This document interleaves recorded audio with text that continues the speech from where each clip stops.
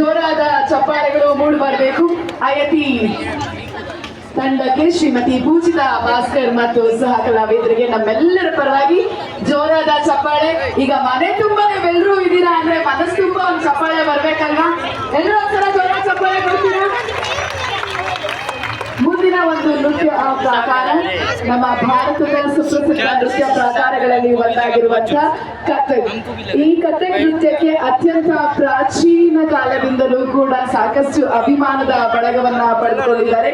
ಇದೀಗ ಕಥಕ್ ನೃತ್ಯವನ್ನ ಅವರ ತಂಡದವರೊಟ್ಟಿಗೆ ನಿಮ್ಮ ಮುಂದೆ ಪ್ರಸ್ತುತಿಪಡಿಸೋದಕ್ಕೆ ನಾವು ಬರ್ಮಾಡ್ಕೊಳ್ತಾ ಇದೀವಿ. ಸೋಹಿನಿ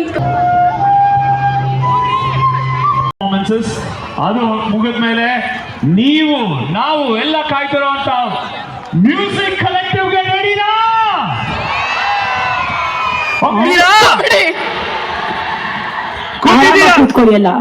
ನಮ್ಮ ಭಾರತದ ಸಂವಿಧಾನ ಶಿಲ್ಪಿಯಾದಂತಹ ಡಾಕ್ಟರ್ BR ಅಂಬೇಡ್ಕರ್